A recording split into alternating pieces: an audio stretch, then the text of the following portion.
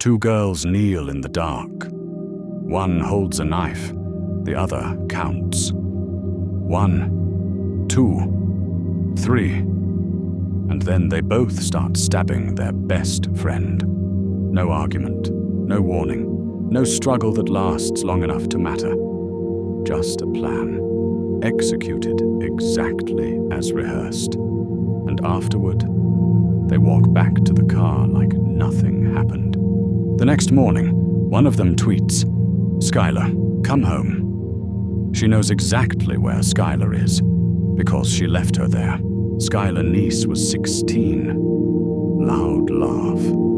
Sharp sense of humor. The kind of friend who says exactly what she's thinking.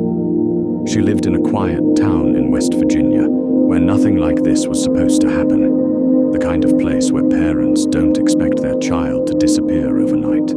She had two best friends, Shalia Eddy and Rachel Schoaf. The three of them were inseparable. Sleepovers, secrets, inside jokes no one else understood. Until something shifted.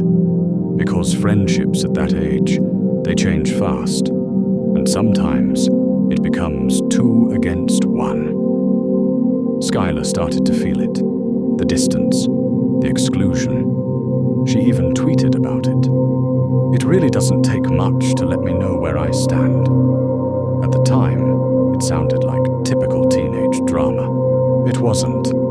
July 6th, 2012. Late night. Skylar's parents are asleep. The house is quiet. She climbs out of her bedroom window. She's done this before. Sneaking out isn't new. She's meeting Shalia and Rachel. Just a drive. Maybe smoke, talk. Nothing unusual.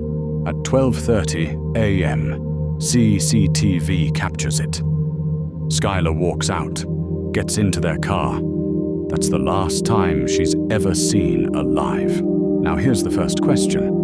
If you were planning to kill someone, why record yourself picking them up? Why create evidence? Because to them, this wasn't going to be solved. They had already chosen the location, a remote wooded area across state lines in Pennsylvania. They drive, talk, act normal. Skylar has no idea what's coming, no sign she suspects anything. They park, step out into the dark, and then something changes. They count, out loud, together, like it's a game. And then they attack. Multiple stab wounds. No hesitation. No mercy. Skylar doesn't stand a chance. Think about that for a second. No fight. No argument. Just a signal. And violence. What kind of mindset does that take? Afterward, they try to hide the body. Not well, just enough. And then they leave. By morning, Skylar is reported missing. Her parents know immediately. Something is wrong. This isn't like her. Police start asking questions. And Shalia and Rachel? They play the part perfectly. They say they dropped her off.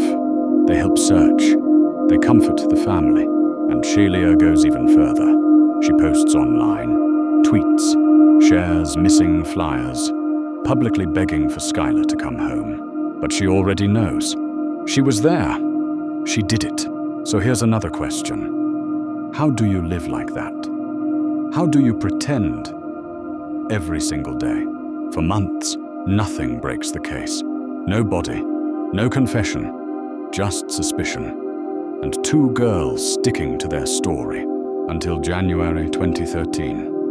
Rachel Schoaf walks into a police station. And everything collapses. She's shaking, crying, on the edge of a breakdown. And then she confesses. Everything. She leads investigators to the body. The location matches her story exactly. This isn't a false confession. And then comes the question everyone wants answered. Why? Why do this to your best friend? Rachel's answer becomes one of the most disturbing in true crime history. We just didn't like her anymore. That's it. No jealousy explanation. No big fight. No triggering event. Just dislike. And a decision to kill. But even that doesn't fully explain it. Because this wasn't impulsive. It was planned. They brought knives, chose the spot, counted before attacking. This took thought, time, agreement. So what really changed between them? And then there's Shelia. Even after Rachel confesses, Shelia denies everything at first, maintains the lie, until the evidence closes in, and the reality becomes unavoidable. The friendship was real until it wasn't. Skylar Neese didn't disappear into the wilderness. She didn't run away. She was betrayed by the people she trusted most. Her final tweets still exist, frozen in time, like warnings no one understood until it was too late. It really doesn't take much to let me know where I stand. And maybe that's the most unsettling part of this case. Not the violence, not even the planning, but how normal it all looked, right up until the end. Because there was no clear warning sign, no moment where everything obviously broke. Just a quiet shift that ended in murder. So here's the question. Do you think we just didn't like her anymore is the full truth? Or is there something they never admitted?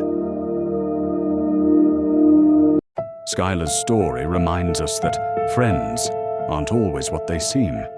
But in our next investigation, we look at a betrayal fueled by something even more cold. $500. We're heading to the streets of Fishtown to uncover how a hard-earned paycheck led Jason Sweeney into a trap set by the person he trusted most since the 4th grade. Hit the notification bell. That file opens in just a few days.